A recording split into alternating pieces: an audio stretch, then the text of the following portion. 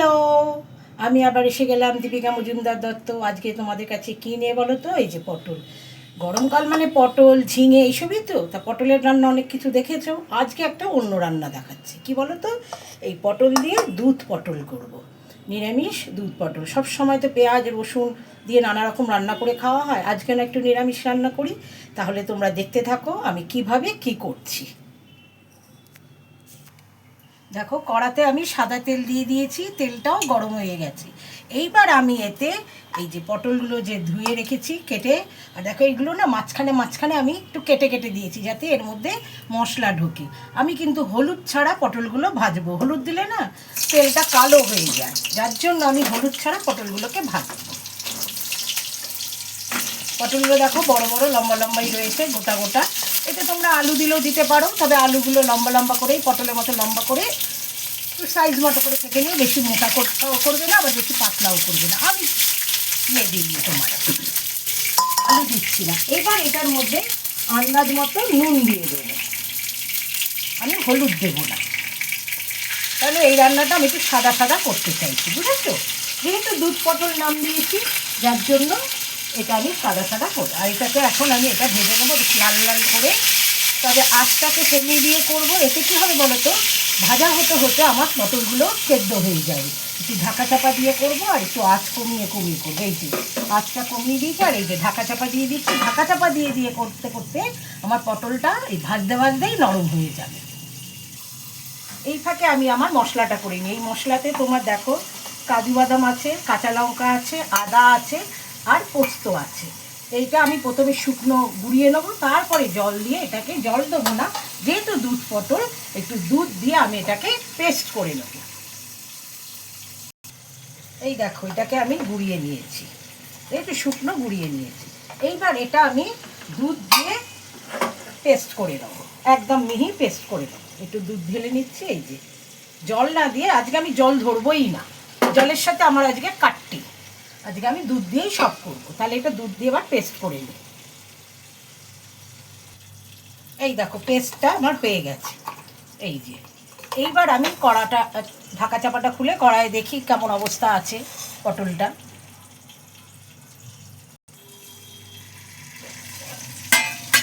আঁচটা একটু বাড়িয়ে দিই। এই যে দেখো এগুলো না নরম হয়ে গেল। পটলের তো নিজস্ব জল ওঠে, পটল ঝিঙে এগুলোতে জল দিতে লাগে না। এই যে দেখো খানিকটা ভাজা হয়েছে, আর একটু লাল লাল করে নিই। এটা হলুদ যদি দিতাম পুরো লাল লাগবে, আমি তো হলুদ দিইনি, তেলটা নষ্ট হয়ে যায় যার জন্য। এবার দেখো এগুলো একটু ভালো করে ভেজে নিই, নিয়ে তারপরে আমি কী করবো দেখতে পাবি। এগুলো ভালো করে ভেজে নিই আগে। দেখো লাল লাল করে ভাজা হয়ে গেছে, এবার আমি এগুলোকে তুলে নিচ্ছি। এই তেলেই কিন্তু আমি রান্নাটা করব, যার জন্য আজকে একটু বেশি করে তেল দিয়ে আমি রান্নাটা বসিয়েছি, যাতে এই তেলের মধ্যে আমি রান্নাটা করতে পারি। তাহলে এবার আমি অন্য কিছু দিয়ে কী করছি দেখো। এবার এতে দেখো আমি ফোড়নগুলো দিয়ে দিচ্ছি। এই যে গোটা তেজপাতা, একটা শুকনো লঙ্কা ছিঁড়ে দিলাম, তেজপাতা দুটো দিয়ে দিয়েছি, আর শুকনো লঙ্কাটা দেখো একটা শুকনো লঙ্কা ছিঁড়ে দিয়ে দিয়েছি। আর তোমার এই যে গোটা জিরে দিলাম, আর গোটা গরম মশলা। এটা আমার ফোড়নে হলো, এটা একটু লাল লাল করে ভাজা হোক। দেখো ভাজা হয়ে গেছে। এইবার এতে এই যে আমি যে মশলাটা পেস্ট করে রেখেছিলাম সব মশলাটা দিয়ে দিলাম, সব মশলাটা আমি দিয়ে দিয়েছি। এবার এটাকে আমি নাড়াচাড়া করে কষিয়ে নেব।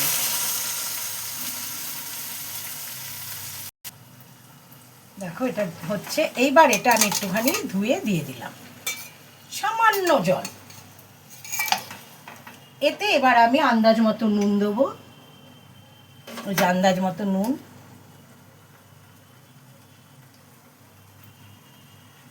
দিলাম। তারপরে তোমার এই যে এটা একটু মিষ্টি মিষ্টি হবে, নিরামিষ তো, গুড়ের পাউডার, এটা একটু মিষ্টি মিষ্টি হবে, খেতে ভালো লাগে মিষ্টি মিষ্টি হলে। এই যে তোমরা ভাবছো অনেক দিয়েছি, আসলে অনেক না, গুড়ের পাউডারটা না অতটা মিষ্টি লাগে না, যার জন্য একটুখানি বেশি দিলাম। এবার এটাকে আমি তেল না ছাড়া পর্যন্ত আমি কষিয়ে যাব।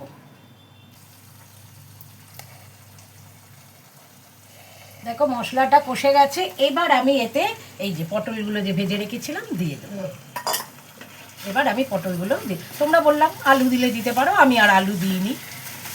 ব্যাস এই যে এটাকে ভালো করে মিশিয়ে নেবো মশলার সাথে।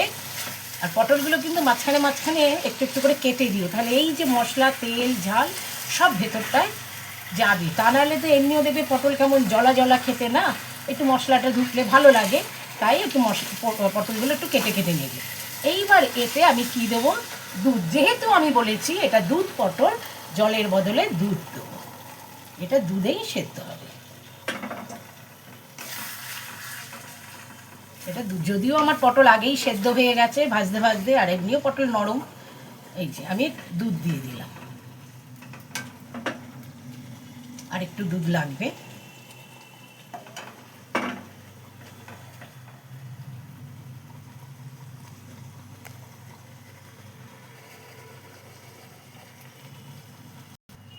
এই যে এই দুধের মধ্যে আমি দুধের শরটা ছিল, দুধের শর দিয়েছি, আমুলের গুঁড়ো দিয়েছি, আমুল স্প্রে দিয়ে দুধটাকে একটুখানি ভালো করে ফেটিয়ে নিচ্ছি।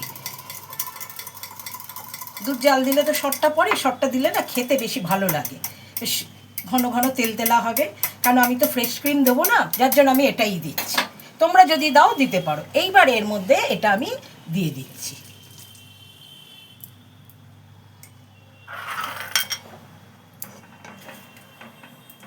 এইবার পটলটা সেদ্ধ হোক। তাছাড়া এর মধ্যে আমি এই যে কিশমিশ ধুয়ে রেখে জলে ভিজিয়ে রেখেছিলাম, এই কিশমিশগুলো দিয়ে দিচ্ছি।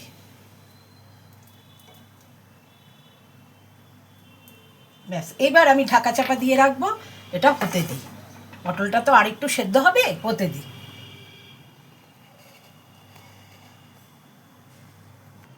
এবার আমি এটা ঢাকা চাপাটা খুলে দেব। দেখো হয়ে গেছে, গ্রেভিটাও দেখো সুন্দর হয়েছে। এই যে দেখতে পাচ্ছ পটলগুলো সব নরম, পটল তো এমনিই নরম, আমার ভাজতে গিয়েও সেদ্ধ হয়ে গেছে। এই দেখো দেখেছো কেমন আর্ধেক হয়ে গেল, এই যে ছিঁড়ে যাচ্ছে, তার মানে পটল নরম হয়ে গেছে। এবার আমার রান্না কমপ্লিট। এইবার আমি কি দেবো, গ্যাসটাও নিভিয়ে দিই। এবার আমি এতে এই যে শাহি গরম মশলা খানিকটা দিয়ে দেবো। এই যে শাহি গরম মশলা আমি দিয়ে দিলাম, আর তোমার বেশ খানিকটা ঘি দিয়ে দেবো। এই যে ঘি, তাহলে আমার রান্না কমপ্লিট। এইবার আমি এটা ঢাকা চাপা দিয়ে রেখে দিই স্ট্যান্ডিং টাইম, তারপরে নামিয়ে তোমাদের দেখাচ্ছি। দেখো আমার রান্না কমপ্লিট হয়ে গেছে। এটা বেশিক্ষণ লাগে না, কিন্তু 30 মিনিটের মধ্যেই রান্না হয়ে যায়, কেন পটল ভাজতে বেশিক্ষণ লাগে না, পটল সেদ্ধও হয় খুব তাড়াতাড়ি। অতএব শুধু এই মশলাটুকু, আর বেসিক মশলা কিছুই লাগে না। এই পোস্ত, কাজু বাদাম যা দিলাম আর কি, আদা, একটু কাঁচা লঙ্কা, এছাড়া কোনো মশলাই লাগে না। এতেই দেখো গ্রেভি এসে গেল। ওই যে দুধটা দিলাম, শরটা দিলাম, এতেও একটু গ্রেভি বা থকথকা ভাবটা এসে গেছে। তাহলে তোমরা এটা করে খেয়ে আমাকে বলো কেমন লাগলো, আর রান্নাটা শেয়ার করে দিও তোমাদের সাথে যাদের যাদের যোগাযোগ আছে। তাহলে আর কি বলি, আমাকে কিন্তু লাইক কমেন্টস দিতে ভুলো না। Bye, take care.